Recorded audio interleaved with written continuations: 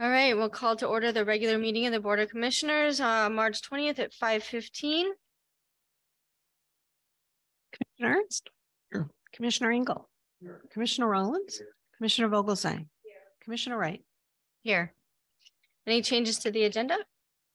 Nope. Okay, public requests. Anybody here? Nope. Anybody online? Nope. All righty. Okay, we'll do approval of the minutes of the previous board meeting held on March 6th. To approve.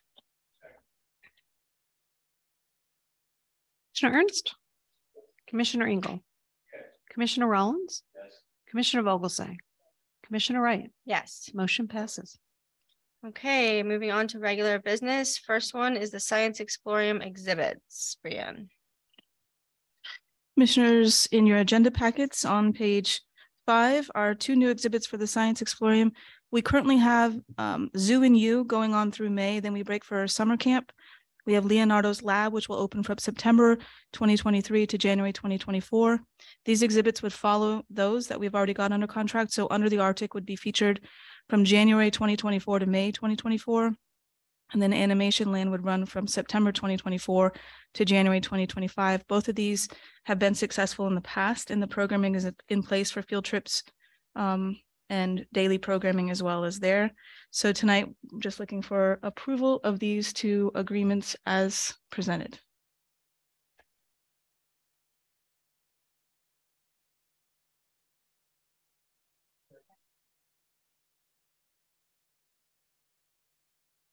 Yeah. And Chair, I just have one comment. I went over this with Brianne. The insurance, the contract has some indemnity provisions in there that have been approved by our council.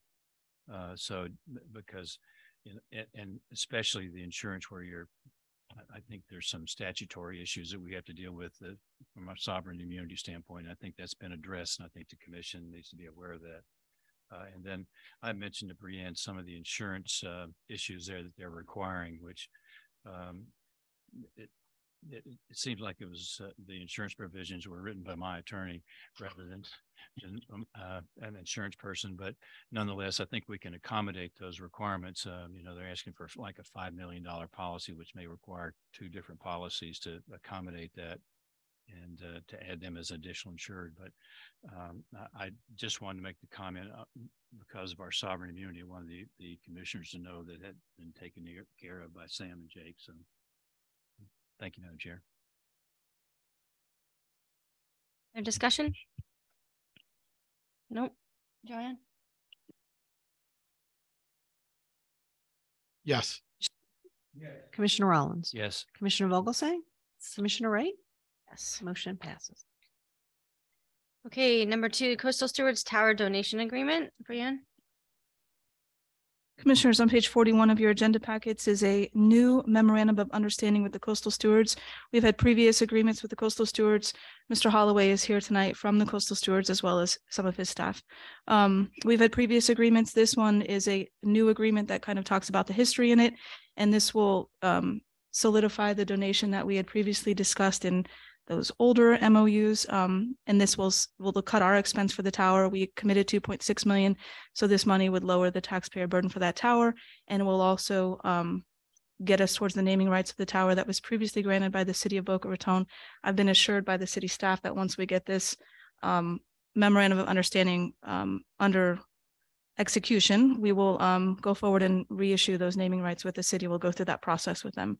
So tonight, just looking for a motion to approve this agreement as presented.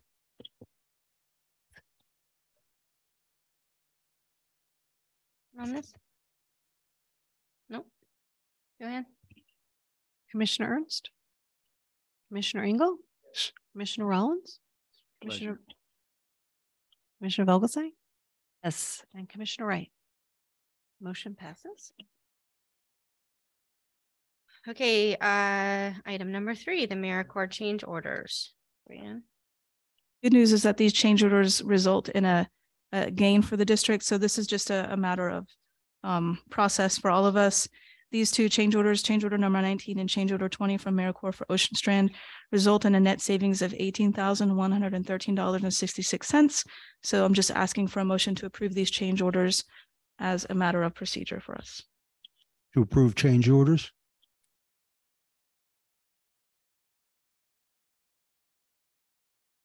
Joanne? Ernst, Commissioner Engel, Commissioner Rollins, Commissioner Vogelsang, Commissioner Wright. Motion passed. Okay, moving right along. Number 4, Sugar Sand Park security enhancements. Brianne. I feel like this is all going too easy tonight. In your agenda packets on page 46 is the piggyback agreement for an original agreement with ER Tech Systems that is doing business as Broadcast Systems for the purchase and installation of security equipment listed on pages 53 to 55 in your agenda packets, totaling $490,077.16. This equipment will supplement current security equipment that's installed at Sugar Sand Park. And as a note for the record, for anybody listening or anybody interested, the original agreement was sent to all our board members via email, so they have read it.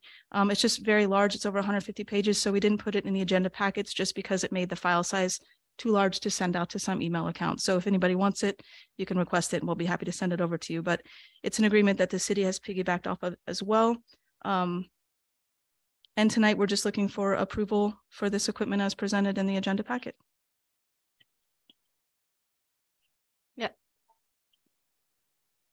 This, do you anticipate this taking? And I asked the same question. We don't know how long the supplies will take to get here, but if we approve this, we'll move forward right away and start with ordering it and have a better timeline once that's done. So you had mentioned that it would be done in phases. So if you opted to approve it in phases, we could do it that way. If you approve it tonight as the one sum of 490,000 or 7716, it will all be started at the same time. It will all be ordered at the same time and installed.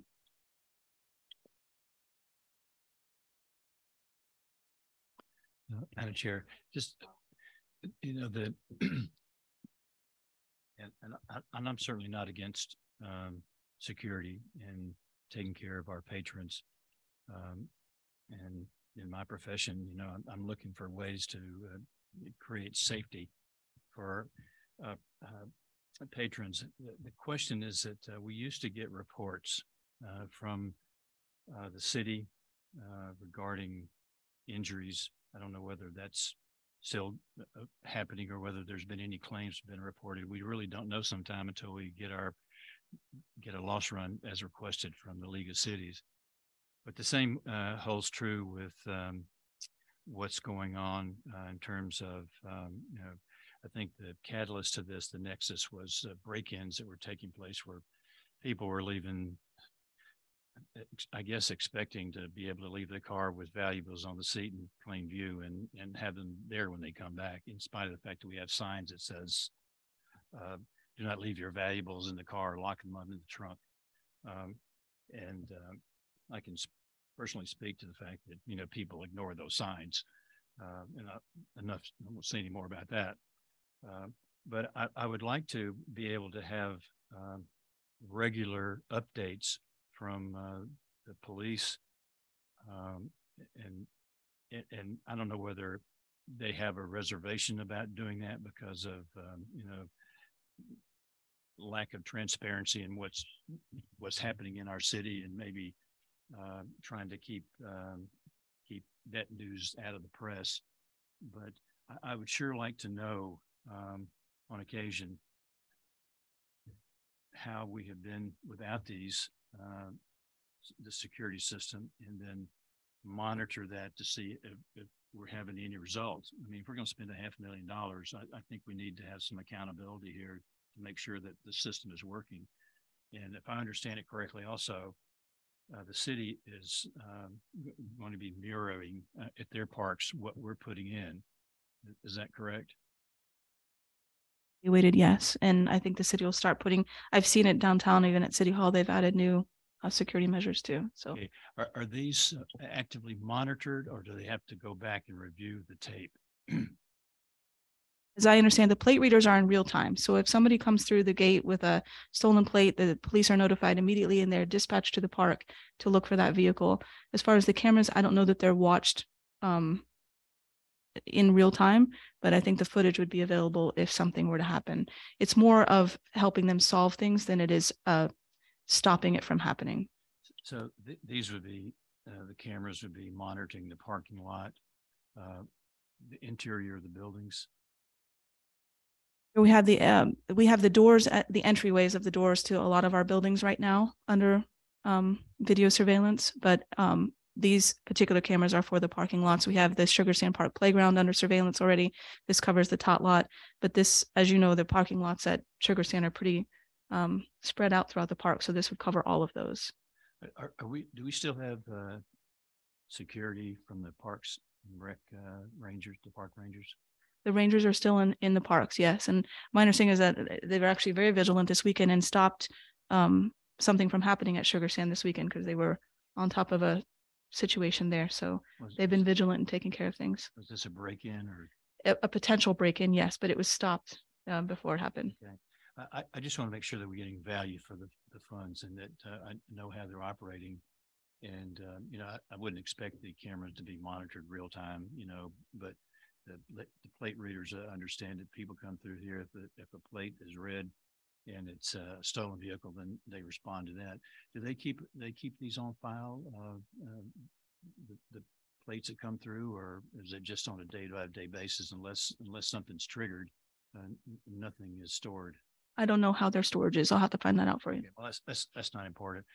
You know, I certainly support us doing this for the safety of our parents, but I don't want that people to get complacent too. You know, when they see security, you know, they still need to lock the car because things can happen in a heartbeat. You know, absolutely. Be in and out here real quickly. So, yeah, I just wanted to be a little clear on some of the items that I just mentioned. So, thank you. One of the things I would add to the camera setup is to have plate readers facing in both directions, both at the exit and the entrance, because, and I can speak to personal experience about this, someone who's, you know, or a group of people who are intent on a theft, whether it be of property from a car or a car itself, will possibly come in, enter through the exit. And if the camera's facing, if you only have a camera facing out and not back toward the park as well, there'll be no plate to read because in Florida, there's only one plate. So my suggestion would be to have cameras facing in both directions. So this way, a perpetrator or somebody thinking about it will have their plate read one way or the other. And this will save us a little bit of grief. If I'd had it in my development, it would have saved me some grief. But be that as it may, I think that is something that should be added on to this project.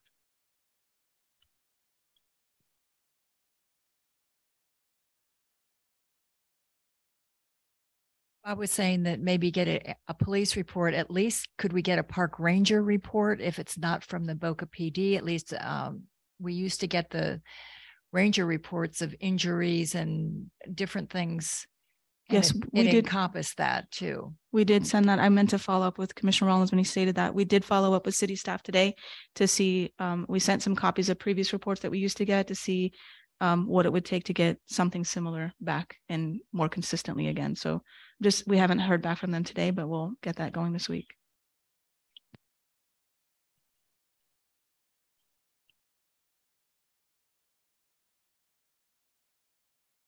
In general, I think it's a terrific idea to add the cameras. But I think it also, I'm doing it on the good faith of this is the city's preferred vendor, the city's preferred system, the city's preferred infrastructure to connect into how they would like to look at it, and that they approve the design and everything is correct. because, you know, any cameras and all that, it comes with a mix of things, liability, technology. And I wouldn't really want to delay the ordering of the materials as long as this is what the city would bless. That my number one thing is this what works, or are we buying old technology or anything like that? So it's really important. It's a big investment, but I think it's a good step in the right direction, even if technology is old after you buy it. So I don't expect it to last forever, but I do expect it to last, you know, a reasonable amount of time, at least 3 years. And it's something that we could utilize elsewhere in other parks within the city. And so with that, I would like to make a motion to approve this agreement contingent on the executive director following up to confirm that the city staff is bought into this system and that they will work with it. And I'd follow up with the needs for plate readers in and out, as Steve suggested. And I would like to also know, what is the operating cost of this ongoing operating cost going forward? I think that's something that you'd want to know before you sign on to it. And lastly, to address Bob's concerns, and I may not have captured all of it, but I think Bob's concerns are about getting information about the security within the parks from either the park rangers or the police. I'm not exactly sure why they don't give us more information, but maybe we don't want it. You know, so there is some level of risk of getting information and not acting upon it. And so there's an element of it that I defer to the city, but I think they should keep the executive director informed of what kind of security issues they're having and how we can assist them in any way or form. And my hope is whatever we implement here can be further utilized at another park, whether it's small or large, but we can I think it's a good deterrent. Motion. I do want to just say that this was recommended by the police department and city staff.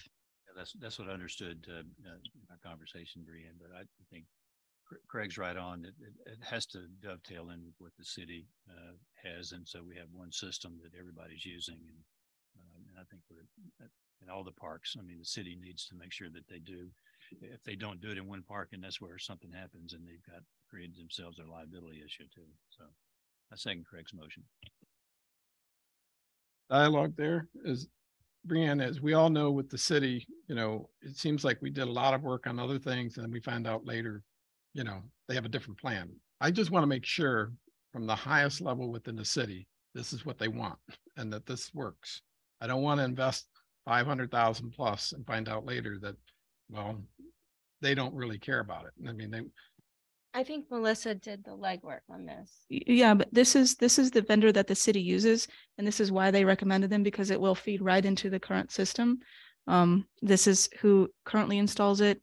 This is what they've recommended. We could certainly try to get something. Do you want something in writing from the Boca Police Department that they supported, or?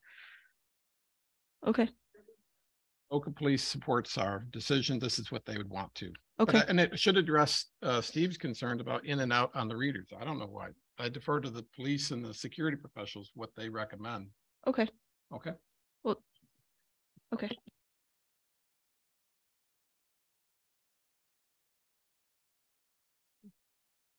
Nope. Joanne? Commissioner Ernst, Commissioner Engel, Commissioner Rollins, Commissioner Vogelsang, Commissioner Wright. Motion passes. Number 5, the Patrick Park Playground Design Proposal. All right, starting on page 56 of your agenda packets, commissioners, is the scope of design work provided by WZA for the redesign of the I can't talk tonight. It's the Patrick Park Playground into a fully accessible playground. This design scope addresses the restrooms out there. I don't know. The playground has not been, I guess, renovated with any major impact in a very long time. So it's a lot of different, it's almost like a patchwork of playgrounds out there right now. So this would address all of the different features that are out there. The splash pad, the parking lot obviously would need to be addressed to make sure we have sufficient parking spaces, accessible parking spaces if we're going to provide such a playground. And it also would address the restrooms out there as well. So tonight, just wanted to get your feedback on this work order, and if we want to move forward with it, we can ask for a motion to approve it. It is bank shot basketball. Bank shot basketball, I sent a couple years ago, I went out to a park in Green Acres. It was the first park in Palm Beach County to provide bank shot basketball.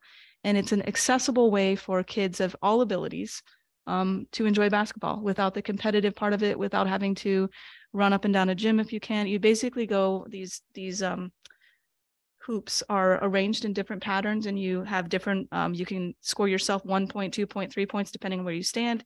And you can choose one, you can do all of them, you can do one of them, you can do the whole circuit. You can play with friends, you can play by yourself. You can just have fun without having, it's really a good way for all abilities. And I actually went out to the one in Green Acres, and they positioned it next to the playground, which was great because they put in a new playground out there, and then they put in the bank shot basketball. The two fed really well into one another. And kids got exposed to basketball while they were out there. And it's a great way for kids of any ability, both physical and cognitive, to enjoy something like that without having the pressure of a sport or playing competitively. So it's something that they were going to look at to see if it would fit out there, because it could be a great place for it. It may not necessarily work, but they're going to at least evaluate it and see if it would work out there.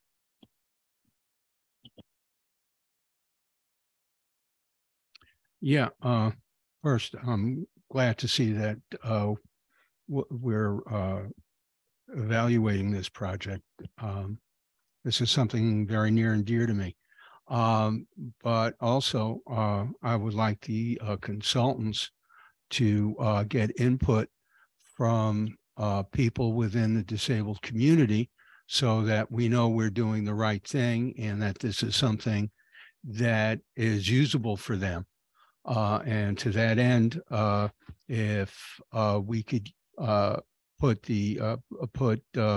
WZA in touch with Mr. Ogman, I think that would be a pretty good idea. And to get his input as well as the input of others who are in similar situations.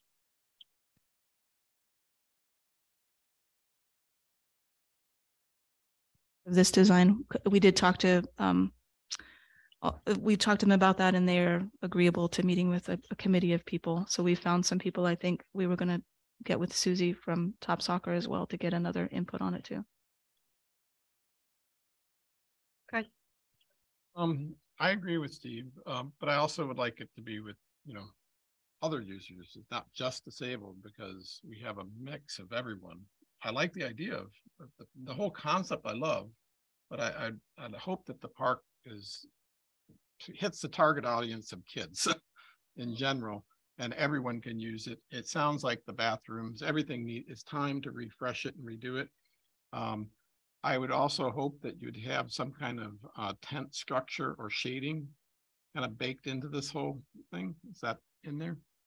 Something we're going to look at. It actually has really good shade out there just Yes. from the trees. The whole back side of the park that is mainly for the older kids is super shaded. Like the whole area is shaded, and then parts of the one on the right is shaded as well.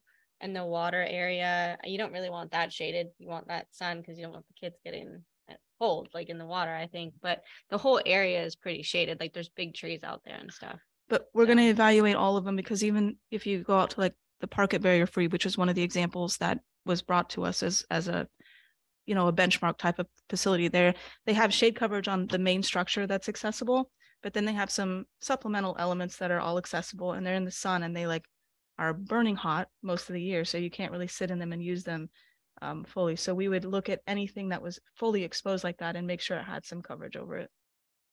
I like the idea of natural trees. However, we also know we have hurricanes. We also know we lose big trees. The bigger the tree, you're going to have a loss with it. So kind of planning down the road rather than trying to dig a foundation later, I would say do a little bit of both where it makes sense. I mean, Aaron, you've been out there more than I have. So if you think it needs it, I'd say go for it. But if it doesn't, Well, I mean, I think WZA will look at it and be able to put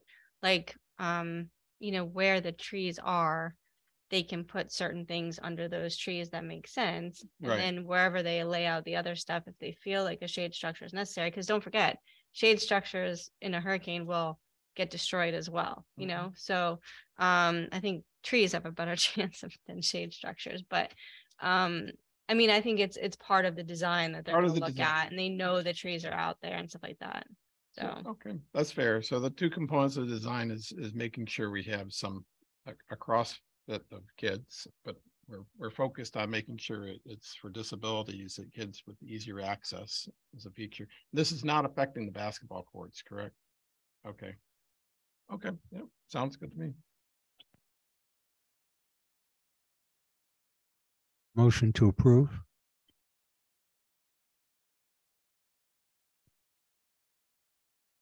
Commissioner Ernst, Commissioner Engel, Commissioner Rollins, Commissioner Vogelsang, Commissioner Wright.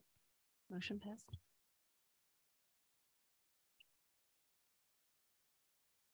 okay, and finally, the Patrick Park Pickleball Design additional services.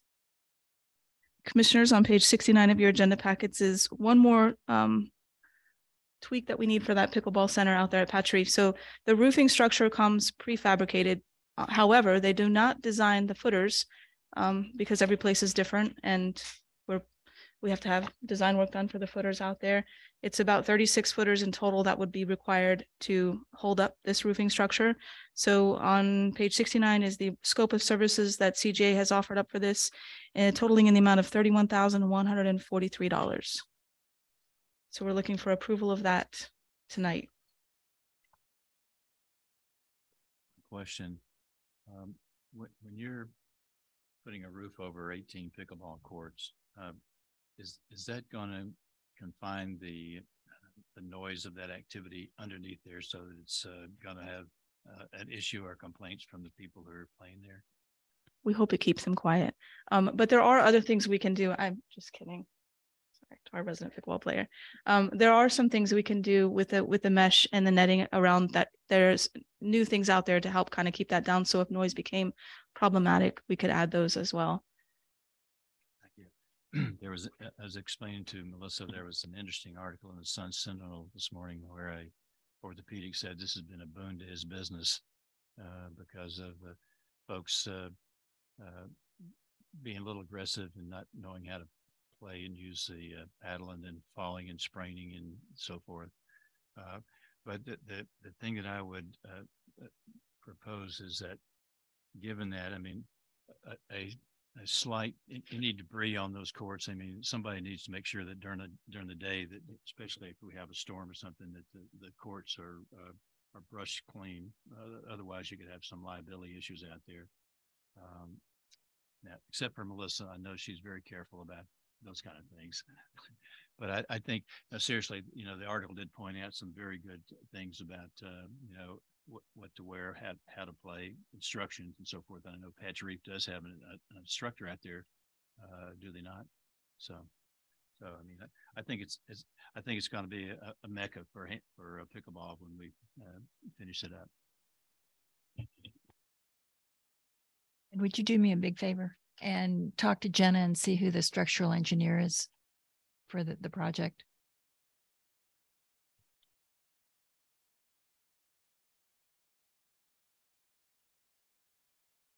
Motion to approve it.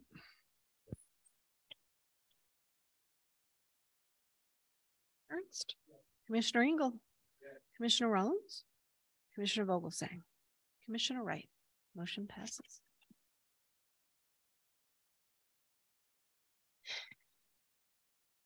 Okay, Craig, approval of payroll and invoices. I'd like to make a motion for approval of payroll and invoices in the amount of $594,521.78. Second. Okay. Commissioner Engel, Commissioner Rollins, Commissioner Vogelsang, Commissioner Wright. Motion passes. All right, reports and discussion items. We'll go with Brianne. Want to go first? Just have a couple of things. I wanted to mention that Melissa and I had the opportunity to take council member elect Whitger out to the Boca Chica site, and we drove him around on our rickety old golf cart, and he had the pleasure of helping us push it out of the sand at one point. So he's a good sport, and we appreciate him and his interest in the project and coming out there. He served on the city's bike a committee as well. So he was interested in seeing those paths and he's looking forward to seeing that. So it was nice to have him out there and take a look at the project and the site and get familiar with it. Also wanted to mention, I think everybody saw that the maintenance facility at DeHornley Park got the notice to proceed. So we'll start seeing some activity out there for the maintenance facility. And then future agenda items, we have the Ocean Strand Lift Station easement RFP for our racket sports facility at the east side of Boca Chica. I'm going to be sending that out this week to everybody. It's a very long, lengthy document, so be prepared for some extra reading material this week. And then we'll have the financial forecast as well at the next meeting. Okay, thanks. District Council, do you have anything? Okay. Good to be back.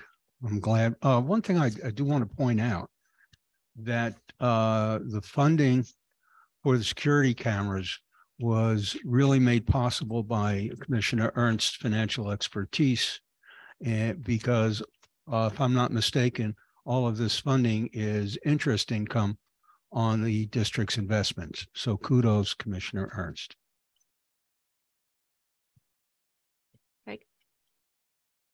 Credit for higher interest rates. That's Mr. Powell and Ms. Yellen in Washington, D.C.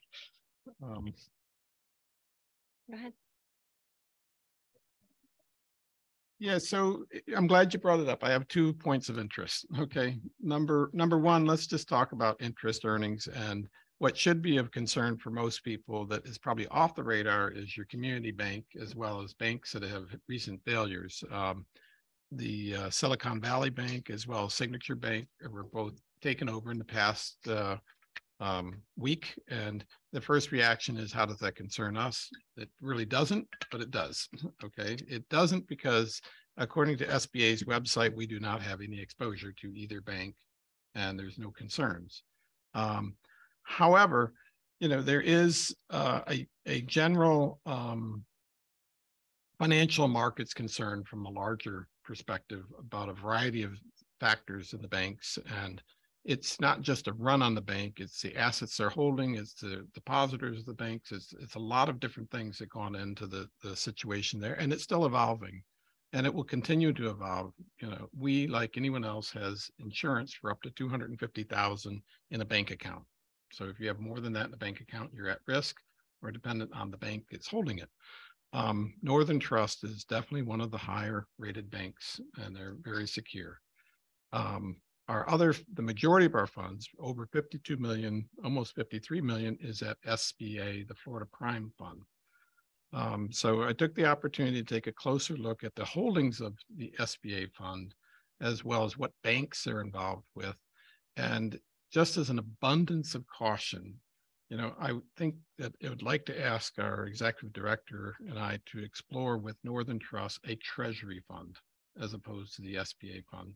What's dramatically different between, 4 years, 6 years ago from today is interest rates have risen significantly and they continue to rise. I don't know if they're going to come down or not, but there is enough financial concern out there that you want to be extra careful of where your assets are, and having complete liquidity is essential.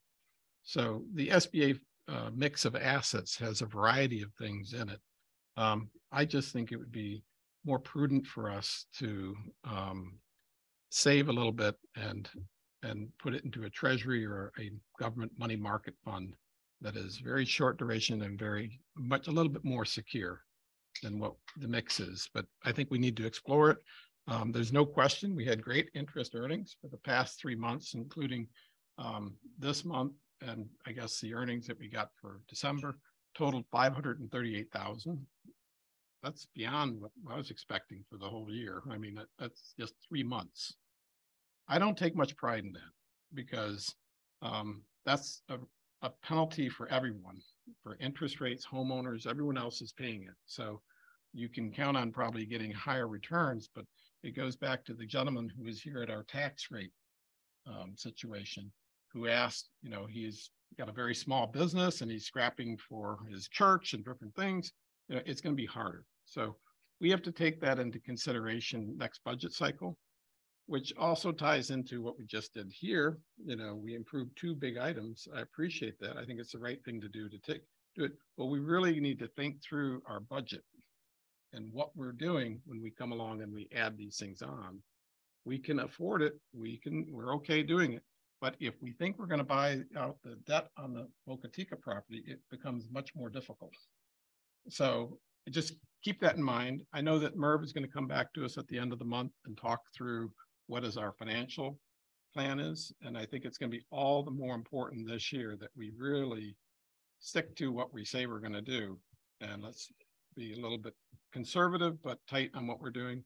And so the first action I'd ask is that maybe Brianne and I work through with Northern Trust just to explore another money market fund, a treasury, preferably a treasury money market fund, and see if that is an option for going forward, and maybe shifting either some or all out of the SBA into that fund, but it'd always be direct link to our bank account with Northern Trust. So is that okay with everyone? Fine with me. Okay. Second item, I guess I wanted to add to the or discuss is ask our executive director to explore what are we doing with Patch Reef and the pickleball court? Who is going to actually operate and how is this going to work? I think we're getting closer to these courts out there. The city has been our long-term partner on doing these things. I've also heard the National Pickleball Association is an option. You know, the Y has worked out there very nicely at no cost to us. So it's a question of what are we really going to do? What's best for the community? How are we going to engage the community to take these courts on and run it? And how much is it going to be? How's it going to run? Is it better to have, you know, who's going to run it? And I think it was a good time to talk it through. Yeah, I think we're still waiting for the city to get back to us on that as well. They've let Brianne know that they're working on it, but we haven't received anything yet. Right. But I'm just letting you know that she's been back and forth with them and we haven't heard from them yet on what they plan to do out there. And then I think once we discuss it and we hear from them, if they have a program that they develop, then we can discuss it and then go from there to see if that's something that we think is going to work. Because I'll tell you right now, like those courts are going to be so busy. They're going to be really, really busy and they have to be run really well. And we have to figure out like how we're going to do the fees and all that kind of stuff. But people are ready for those courts to be open, like ready, like right yesterday. So they're going to be really busy. Oh, maybe we need to put a deadline on it because it's before you know it, it's going to be here and up and running. And this is not something you want to just, you know, say, okay, go ahead and start it. I mean, this has really got to be thought out and maybe it should be a third party. I don't know, but I think it should I'd like to see it self-funding to a degree, because from what I could tell on pickleball is very social. I think there should be some level of design to have, whether it's a raw juice bar or something, but let someone operate something there that is a kind of a Friends of not like the Friends of Gum Limbo, but Friends of Pickleball, that there's someone operating it that can reduce our overall operating cost of it and make sure it's sufficiently managed. So.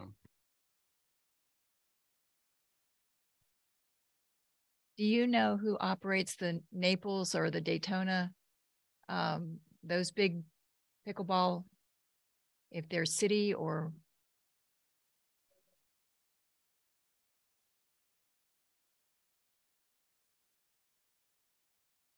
It might be worth looking into because they are both very successful and operated very well.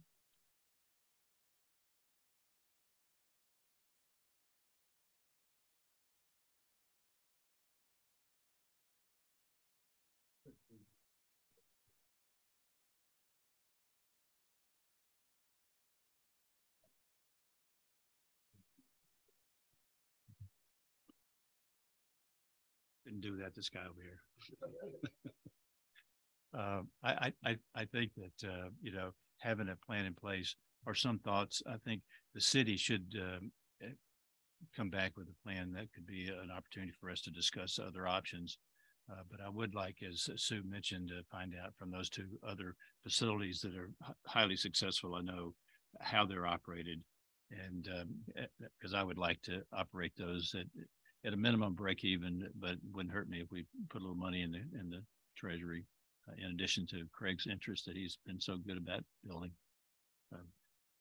Congratulations, Craig. Susie.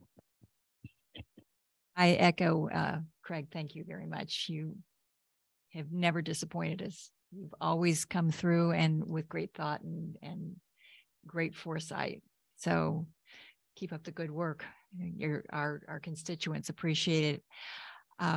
As far as the all access playground, when you're ready, I can put you in touch with all kinds of people who will give you great input, people who have children in wheelchairs and people who have kids that are, just of all different ranges of special needs. So I'd be happy to work with you on that.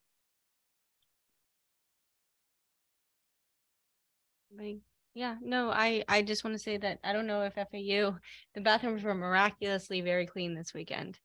So apparently they heard our displeasure with the cleanliness, and they were really clean. I mean, they're still, need work or whatever, but they were much more usable, and it was much better. So thank you to them for that. Go ahead. Who adjourned? Ernst, Commissioner Engel, Commissioner Rollins, Commissioner Vogelsang, Commissioner Wright. I adjourned.